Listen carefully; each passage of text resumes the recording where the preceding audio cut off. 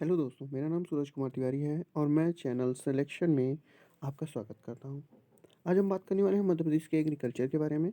दोस्तों, हम जानते हैं कि ये है क्या, ठीक है? तो मध्य प्रदेश एक एग्रीकल्चर रिच स्टेट है, ठीक है? आप देखेंगे कि यहाँ पे सबसे ज़्यादा क्या है, एग्रीकल्चर है, ठीक है? और मध्य प्रदेश की जो इकॉनमी है वो भी डिपेंड है किस पे, एग्रीकल्चर पे, ठीक है? तो मध्य प्रदेश किस पे डिपेंड है, एग्रीकल्चर पे। यानी कि यहाँ की इकॉनमी, यहाँ की पॉपुलेशन सबसे ज़्यादा किस पे डिपेंड है, एग्रीकल्चर पे। हम ये जानेंगे कि सीड्स और फार्म डेवलपमेंट अथॉरिटी यानी कि बीज जो बनाती है नए तरीके के और उस पर रिसर्च करती है, वो अथॉरिटी 1980 में यानी 1980 में बनाई गई थी, ठीक है? अब हम देखते हैं कि मध्य प्रदेश में जीडीपी पे क्या इफेक्ट है इसका, एग्रीकल्चर का। तो अकॉर्डिंग टू इकोनॉमिक सर्वे 2020-21 के अकॉर्डिंग, ठीक है, और प्रचलित मूल्य पर, ठीक है, तो प्रचलित मूल्य पर कितना है, तो प्राइमरी सेक्टर, सेकेंडरी सेक्टर और टर्जरी सेक्टर को हम चेक करते हैं। टर्जरी को सर्विस सेक्टर भी बोलते हैं हम, ठीक है? तो अब हम ये देखेंगे कि प्राइमरी सेक्टर का इसमें टोटल कितना परसेंट है, एग्रीकल्चर पे 47%, सेकेंडरी सेक्टर 20% है और सर्विस सेक्टर 34% है। यानी कि जो एमपी की इकॉनमी है उसमें इन परसेंट के रेशियो में टोटल काम हो रहा है, ठीक है ना? अब प्राइमरी सेक्टर में जो होता है, क्या होता है कि जो मिनरल्स होते हैं या जो भी गॉड गिफ्टेड होता है वो चीज़ें यहाँ पे प्राइमरी सेक्टर में रखी जाती हैं। सेकेंडरी सेक्टर में रखते हैं हम मैन्युफैक्चरिंग सेक्टर को। जैसे आप बिस्किट खाते हैं तो वो बनाई जाती है, तो वो मैन्युफैक्चरिंग सेक्टर है। बाइक, कार, ये सब इसमें आएंगे। सर्विस सेक्टर में जैसे कि आप लेबर सर्विस कर रहे हैं, ठीक है, और आप गवर्नमेंट जॉब में काम कर रहे हैं, तो इस तरीके से देखेंगे तो ये सर्विस सेक्टर हो जाएगा, ठीक है? अब हम बात कर रहे हैं क्लासिफिकेशन ऑफ क्रॉप्स कि जो क्रॉप है वो कितने टाइप की होती हैं। तो देखो, ये क्रॉप मेजरली 3 टाइप की होती हैं। एक होती है खरीफ, दूसरी होती है जायद और तीसरी होती है रबी, ठीक है? खरीफ की एग्जांपल देखते हैं, ये मानसून सीजन में बोई जाती है, ठीक है? जैसे कि जब पानी, जिस फसलों में पानी की ज़्यादा ज़रूरत होती है वो खरीफ के टाइम पे बोई जाती है, ठीक है ना? इसको बोया जाता है जून में और काटा जाता है अक्टूबर में, ठीक है? इसके बेस्ट एग्जांपल आपको धान, कॉटन मिलेंगे। वहीं हम जायद की बात करते हैं तो प्लांटेड ये कब लगाई जाती है, तो मार्च में लगाई जाती है और इसको काटा जाता है जून में, ठीक है? और इसमें देखेंगे आप मेजरली सब्जियां होंगी, जैसे कि ये वाटरमेलन, ठीक है, और आप खीरा ककड़ी इन सबको देखेंगे तो ये सारी चीज़ें, तरबूज खीरा ककड़ी आपको जायद में मिल जाएंगी। रबी में क्या मिलेंगी, ये नवंबर में लगाई जाती है और अप्रैल में काटी जाती है, ठीक है? इसको, इसका बेस्ट एग्जाम्पल क्या मिलेगा, वीट। वैसे अप्रैल में नहीं काटी जाती, इसको देखेंगे मार्च में ये काटी जाती है, ठीक है, मार्च में, तो ये ध्यान रखना है। तो इसमें वीट यानी कि गेहूँ, चना, मटर, ये सब आपको वीट के बेस्ट एग्जांपल मिलेंगे, मतलब आई मीन राबी के बेस्ट एग्जांपल मिलेंगे। नेक्स्ट हम बात करने वाले हैं क्रॉप रोटेशन के बारे में, यानी कि क्रॉप का साइकिल कैसे चलता है। तो आप सबसे पहले अगर देखेंगे कि क्या होगा, मानसून सीजन, तो बोया जाएगा सबसे पहले धान, ठीक है, तो धान हम रख देते हैं। फिर उसके बाद क्या बोया जाएगा, धान के बाद गेहूँ, ठीक है, गेहूँ के बाद सब्जियाँ, ठीक है, और सब्जियों के बाद फिर धान का सीजन। तो इस तरीके से एक साइकिल चलता है, जैसा कि आप ये साइकिल का एग्जांपल देख ही रहे हैं, ठीक है, हमने बताया हुआ है टोटल, ठीक है? तो रबी, खरीफ, जायद का एक साइकिल चलता है और इस साइकिल के अकॉर्डिंग काम होता है एग्रीकल्चर में। इस साइकिल का करना ज़रूरी भी क्यों है, क्योंकि देखिए हम बार बार गेहूँ ही क्यों उगाएं, नहीं उगाते, तो उसका मेन प्रॉब्लम ये है कि अगर एक ही टाइप की क्रॉप अगर आप बोते जा रहे हैं लगातार, तो धीरे धीरे वहाँ पे फसल का प्रोडक्शन खत्म हो जाएगा, ठीक है? इसलिए ऊपर की जो लेयर होती है मिट्टी को, उसको हटाने के लिए किसान जुताई भी वो करते हैं और फसल को चेंज करते हैं ताकि वहाँ पे नमी बनी रहे और ज़्यादा से ज़्यादा प्रोडक्शन वो कर सकते हैं। जैसे कि आप एडवांटेज में देख सकते हैं, ये यहाँ पे सारी चीज़ें, उनकी फर्टिलिटी बनी रहती है, ठीक है? और न्यूट्रिशंस मिलते रहते हैं बराबर, ठीक है? डिज़ीज़ नहीं आती पेड़ों में और प्लांट्स में, ठीक है ना? ओके? अदरवाइज़ कोई डिज़ीज़ आ गई, जैसे राइस की डिज़ीज़ आ गई, अगर फिर राइस बो दिए तो राइस से राइस में ट्रांसफ़र हो जाएगी। लेकिन अगर हमने क्रॉप ही चेंज कर दी, तो उनको उसमें चेंजेस लाने में काफ़ी टाइम लग जाता है। इसलिए ये सबसे ज़्यादा इंपॉर्टेंट है। मैप में देखेंगे कि मध्य प्रदेश में कौन सी फसल कहाँ होती है। तो जैसे कि आप देख रहे हैं, इस सबसे ईस्ट में एमपी के जाएंगे, ये सीधी सिंगरौली, ठीक है, और ये नीचे बालाघाट। आप देखेंगे कि सबसे जो नीचे और ईस्ट में आप मिलेंगे, देखेंगे तो ये आपको मिलेंगे, यहाँ पे क्या होगा, पैडी यानी कि धान। धान की खेती कहाँ होती है, तो ईस्टर्न पार्ट में आप देखेंगे, ठीक है। और फिर आपको देखना है कि धान के बाद कौन सी फसल होती है, तो धान के साथ साथ आप इन एरियाज़ में देखेंगे, जैसे ये एरियाज़ हैं, तो इनको क्या कहेंगे कि यहाँ पे धान और चावल दोनों होते हैं, ठीक है, इन एरियाज़ में। तो यहाँ पे आपको देखने को नेक्स्ट मिल जाएगा।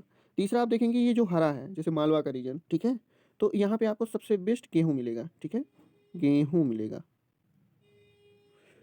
नेक्स्ट हम देखेंगे कि ये जो ब्लू कलर का एरिया है, ये एरिया और ये एरिया, यहाँ पे आपको देखने को मिलेगा कि यहाँ गेहूँ के साथ साथ कॉटन भी होता है, ठीक है ना, कॉटन यानी कपास। और वहीं अगर आप इस एरिया की बात करते हैं जो कि आपको मैजेंटा कलर में दिखेगा, तो ये कलर आपको दिखेगा, सॉरी भूरा कलर दिखेगा, मैजेंटा नहीं, तो इसमें आपको मेजरली कॉटन मिलेंगे। इसीलिए आप देखेंगे खरगोन और खंडवा को या निमाड़ को, ठीक है, वाइट सोने का एरिया कहा जाता है, क्योंकि वाइट क्या है, कपास है, और इसीलिए उसको वाइट सोने का दर्जा दिया जाता है, ठीक है। अब हम देखेंगे ये जो येलो रीजन है, इनमें क्या होता है, तो यहाँ पे सबसे ज़्यादा होता है मस्टर्ड यानी कि राई या सरसों जो भी आप बोलते हैं, और उसके साथ साथ गेहूँ होता है। तो एमपी में हम मैपिंग के अकॉर्डिंग हमने देखा कि क्या और कैसे होता है, ओके। तो हम नेक्स्ट बात करते हैं कि जो क्रॉप है उस किस पोजीशन में है और किस जिले में सबसे ज़्यादा है मध्य प्रदेश का प्रोडक्शन। तो अगर हम गेहूँ की बात करते हैं तो इंडिया में मध्य प्रदेश का सेकंड पोजीशन है, ठीक है, गेहूँ में। और वहीं होशंगाबाद सब ऐसा जिला है जहाँ पे सबसे ज़्यादा मध्य प्रदेश में इस गेहूँ का प्रोडक्शन होता है, ठीक है। नेक्स्ट हम देखते हैं ग्राम के बारे में। ग्राम यानी कि चना, इसमें मध्य प्रदेश फर्स्ट है पूरे देश में, और विदिशा में सबसे ज़्यादा चने का प्रोडक्शन होता है। सोयाबीन में मध्य प्रदेश नंबर 1 है, अकेले 60% मध्य प्रदेश इंडिया का सोयाबीन प्रोडक्शन करता है, और उज्जैन में सबसे ज़्यादा सोयाबीन होता है। ऑयल सीड्स की बात करते हैं, जैसे कि आप सरसों देखते हैं, राई देखते हैं, तो वो सबसे ज़्यादा कहाँ मिलेंगे आपको, भिंड मुरैना में, ठीक है, और ये देश में नंबर 1 पोजीशन पे हैं। एक ऑयल सीड्स और है, जैसे कि हम बात करते हैं किसकी, अलसी की, तो अलसी सबसे ज़्यादा कहाँ होती है, रीवा में मिलेगी आपको, ठीक है, अलसी। तो ये चीज़ें हमें ध्यान रखनी पड़ेंगी। दालें सबसे ज़्यादा कहाँ होती हैं, तो दालें सबसे ज़्यादा भोपाल में होती हैं, और दाल में मध्य प्रदेश देश में प्रथम स्थान है। वहीं मस्टर्ड की बात करते हैं, तो मस्टर्ड भिंड मुरैना में मिलेंगे आपको, और पूरे मस्टर्ड यानी पूरे ऑयल में आपको किस पोजीशन पे मिलेंगे, ये थर्ड पे मिलेंगे, ठीक है। कॉटन की बात करते हैं, तो कॉटन सबसे ज़्यादा अपने यहाँ कहाँ मिलता है, खरगोन, बैतूल, छिंदवाड़ा में मिलेगा, ठीक है, खरगोन और खंडवा में, ठीक है, तो खंडवा में भी ये मिलता है, और ये पूरे देश में इसका थर्ड स्थान है इंडिया का। राइस की बात करते हैं, तो राइस मध्य प्रदेश थर्ड स्थान है पूरे इंडिया में, और वहीं यहाँ पे कहाँ सबसे ज़्यादा होता है, तो बालाघाट में सबसे ज़्यादा चावल का प्रोडक्शन होता है, और देश के टोटल 8% राइस का प्रोडक्शन मध्य प्रदेश में होता है। मध्य प्रदेश में अंगूर कहाँ मिलता है, तो वो मिलेगा आपको रतलाम में मिलेगा, ठीक है, और पूरे देश में मध्य प्रदेश की पोजीशन 5th है, ओके। अब हम देखेंगे बनाना, तो बनाना सबसे ज़्यादा कहाँ होता है, तो बनाना होता है सबसे ज़्यादा अपने इंडिया में, मतलब इंडिया में 5th पोजीशन है एमपी की, और वहीं एमपी में सबसे ज़्यादा बुरहानपुर में होता है। वहीं शुगर कैन की बात करते हैं, तो शुगर कैन का मध्य प्रदेश 6th पोजीशन है, और यहाँ पे जो सबसे ज़्यादा कहाँ होता है, तो नरसिंहपुर में होता है। और वहीं इंडिया में आप देखेंगे तो यूपी में सबसे ज़्यादा शुगर कैन होता है, ठीक है, देन पंजाब में होगा। तो ये चीज़ें भी कुछ हमें याद रखनी है। अलसी सबसे ज़्यादा कहाँ होती है, एमपी की रीवा डिस्ट्रिक्ट में, और वहीं एमपी की पोजीशन क्या है पूरे देश में, तो थर्ड है।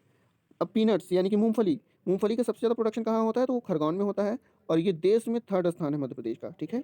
तो आज हम बस इसमें इतना जानेंगे। ये देखते हैं कि मध्य प्रदेश में कुछ इंपॉर्टेंट रिसर्च सेंटर हैं, कॉलेजेस हैं जो एग्रीकल्चर बेस्ड हैं, तो उनको हम देख लेते हैं। इंस्टीट्यूट ऑफ एग्रीकल्चर इंजीनियरिंग ये कहाँ मिलेगा, तो ये आपको मिलेगा भोपाल में, ठीक है। कॉलेज ऑफ एग्रीकल्चर इंजीनियरिंग ये आपको जबलपुर में मिलेगा। नेशनल सोयाबीन रिसर्च सेंटर कहाँ मिलेगा, तो वो इंदौर में आपको मिलेगा। सबसे ज़्यादा सोयाबीन कहाँ होता है, उज्जैन में, लेकिन इसका सेंटर कहाँ मिलेगा, तो वो इंदौर में मिलेगा, ठीक है। राइस रिसर्च सेंटर कहाँ मिलेगा, तो आपको बड़वानी में मिलेगा। कॉटन रिसर्च सेंटर मिलेगा खरगोन में, क्योंकि यहाँ पे जिस चीज़ का प्रोडक्शन जहाँ ज़्यादा होता है मेजरली वहीं पे उसका रिसर्च सेंटर बनाया जाता है, ठीक है। सिक्स हम देखते हैं इंटरनेशनल बोरेगॉन मेज एंड व्हीट रिसर्च सेंटर। मेज यानी कि मक्का और गेहूं का रिसर्च सेंटर कहाँ पे है, तो खमरिया में है। खमरिया कहाँ पे है, जबलपुर में, ठीक है। तो इस चीज़ का हमें ध्यान रखना है। नेशनल ग्रेप्स रिसर्च सेंटर ये आपको कहाँ मिलेगा, तो वो रतलाम में मिलेगा। स्टेट फर्स्ट सेल्स फैक्ट्री कहाँ मिलेगी, तो वो इंदौर में मिलेगी, ठीक है। और बनाना रिसर्च सेंटर कहाँ मिलेगा, तो वो आपको बुरहानपुर में मिलेगा, ठीक है। अब हम देखते हैं कि कुछ एग्रीकल्चरल कॉलेज हैं, जैसे कि हॉर्टिकल्चर कॉलेज ये आपको कहाँ मिलेगा, मंदसौर में भी मिलेगा और जबलपुर में भी मिलेगा, ठीक है। और कॉलेज ऑफ एग्रीकल्चर इंजीनियरिंग कहाँ मिलेगा, तो ये हमें जबलपुर में मिलेगा, ओके। अब हम देखते हैं कि एग्रीकल्चरल जोन थोड़ा सा, क्योंकि देखिए हाईएस्ट जहाँ प्रोडक्शन होता है क्रॉप का वो कौन सा है, तो वो एग्रीकल्चर जोन है हरदा, ठीक है। और अगर लोएस्ट की सबसे बात करें कहाँ होता है, तो वो डिंडौरी में, ठीक है। ये हम आपको बताते हैं डिस्ट्रिक्ट वाइज एग्रीकल्चरल जोन बनाए गए हैं, ठीक है, ताकि जैसे क्रॉप प्रोडक्शन और उनको इंसेंटिव ज़्यादा से ज़्यादा मिल सके किसी भी क्रॉप पे। तो ये चीज़ हमें ध्यान रखना है अगर लॉस होता है तो। देखते हैं आप कुछ इंपॉर्टेंट फैक्ट, ठीक है। तो एमपी में सबसे ज़्यादा आपको कृषि कर्मण अवार्ड कितनी बार मिला है? देश में 7 टाइम, और ये किसी भी स्टेट को सबसे ज़्यादा दिया गया अवार्ड है कृषि के क्षेत्र में, ठीक है। अगर ऑर्गेनिक खेती की बात करते हैं तो हमें पता है कि ऑर्गेनिक खेती करने वाला पहला राज्य कौन सा है, तो वो है सिक्किम, और 100% करता है ये, ठीक है। तो सिक्किम पहला राज्य है जिसने 100% ऑर्गेनिक खेती की है। लेकिन इसकी यूनिट सबसे पहले ऑर्गेनिक फार्मिंग यूनिट कहाँ लगाई गई थी, तो वो मध्य प्रदेश में लगाई गई थी, ठीक है, और वहाँ के इंदौर में। ओके, नेक्स्ट हम देखते हैं कि निवाड़ को क्या कहा जाता है, निवाड़ एरिया को व्हाइट गोल्ड, ठीक है ना। व्हाइट गोल्ड एरिया किसे कहते हैं, निमाड़ को, क्योंकि यहाँ पे क्या होता है, कॉटन का हाईएस्ट प्रोडक्शन होता है एमपी में, ठीक है। नेक्स्ट हम देखते हैं कि एमपी की सबसे ज़्यादा जो सिंचित फसल कौन सी है, तो वो इरिगेटेड फसल है गेहूँ, ठीक है। और सेलरिच, ठीक है, सेलरिच की फर्स्ट यूनिट ऑर्गेनिक फर्टिलाइजर की कहाँ लगाई गई है, तो भोपाल में लगाई गई है। नेक्स्ट हम बात करते हैं कि एमपी को सोया स्टेट कहा जाता है। तो एमपी को सोया स्टेट क्यों कहा जाता है, क्योंकि हाईएस्ट प्रोडक्शन है किस चीज़ का, सोयाबीन का, ठीक है। इंडिया का टोटल 62% से 60% प्रोडक्शन होता है एमपी में, ठीक है। नेक्स्ट हम देखते हैं कि सोयाबीन की फैक्ट्री कहाँ है, तो सोयाबीन की फैक्ट्री सिवनी में सिचुएटेड है, और इसका रिसर्च सेंटर आपको मैंने बताया ही है, इंदौर में है। और ये सबसे ज़्यादा प्रोडक्शन कहाँ होता है, तो उज्जैन में होता है, ठीक है। तो ये चीज़ें हमें ध्यान रखनी है। नेक्स्ट, मालवा प्लेट्यू को और किस नाम से जाता है, तो स्टोर ऑफ व्हीट के नाम से, यानी गेहूं का भंडार, क्योंकि हाईएस्ट प्रोडक्शन यहाँ होता है एमपी में, ठीक है। तो इस और वो सीहोर का शरबती गेहूं फेमस है, ठीक है ना, जो रेड कलर का लगभग होता है, तो इसलिए इसे भी ध्यान रखना जरूरी है। नेक्स्ट हम देखते हैं कैनबीस का प्रोडक्शन कहाँ होता है, तो कैनबीस का प्रोडक्शन सबसे ज़्यादा कहाँ होता है, खरगोन में, ठीक है, यानी गांजा। कैनबीस का मतलब क्या होता है, गांजा। तो गांजा का सबसे ज़्यादा प्रोडक्शन कहाँ होता है, खरगोन में। और ओपियम यानी कि एक तरीके की ये ड्रग्स होती है, और इसका प्रोडक्शन कहाँ होता है, मंदसौर में, ठीक है। तो ओपियम का प्रोडक्शन होता है मंदसौर में, और ये ओनली जगह हैं जहाँ पे ये मध्य प्रदेश में होता है। एमपी बिगेस्ट, ठीक है, बिगेस्ट केप स्टोरेज फैसिलिटी, ठीक है ना, जो वीट की है वो कहाँ पे है, खेड़ा हरदा में। तो यहाँ पे जो कोई भी फसल है उसको स्टोर करके रखने की फैसिलिटी सबसे बड़ी है मध्य प्रदेश की, ठीक है। और एशिया की बिगेस्ट सोयाबीन फैक्ट्री कहाँ है, यानी कि पूरे एशिया की सबसे बड़ी, तो वो आपको उज्जैन में मिलेगी, ठीक है। तो ये चीज़ें ध्यान रखना है। नर्मदा वैली सबसे, क्योंकि वहाँ पानी भी रहता है, ठीक है, और वो एरिया दक्कन प्लेट्यू का पार्ट भी आता है, इसलिए वहाँ देखेंगे आप कि वहाँ पे सबसे ज़्यादा वीट का प्रोडक्शन होता है, और मालवा में भी वीट का प्रोडक्शन होता है, ठीक है। अब हम कुछ योजनाएं देख लेते हैं या गवर्नमेंट की स्कीम देख लेते हैं। तो सूरज धारा योजना ये किस लिए है, तो ये स्पेशल है कि एक जो ट्राइब्स हैं वो एग्रीकल्चर कर रहे हैं, तो उनमें और क्या विकास किया जा सकता है, ठीक है ना। तो special for agriculture tribe development, ठीक है, तो ये चीज़ें ध्यान रखनी है। दूसरा है विपुल उत्पादन, ठीक है।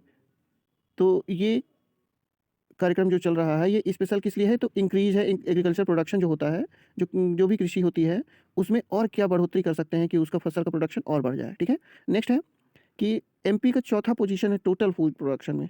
तो जो पूरे देश में जितना भी फूड प्रोडक्शन होता है उसमें फूड प्रोडक्शन में एमपी फोर्थ पोजीशन पे है, ठीक है ना। तो इतनी चीज़ें हमें ध्यान रखना है। थैंक यू दोस्तों, इतनी देर तक सब्र करके देखने के लिए। प्लीज़ चैनल को सब्सक्राइब करें, शेयर करें, और ज़्यादा से ज़्यादा लोगों तक पहुँचाएँ। हम अपने करंट में और ज़्यादा सुधार करें, इसके लिए आप प्लीज़ हमें कमेंट में बताएँ। और एक क्वेश्चन ये है कि एमपी में सबसे ज़्यादा अलसी का प्रोडक्शन कहाँ होता है? आप ये हमें कमेंट बॉक्स में प्लीज़ बताएँ। धन्यवाद।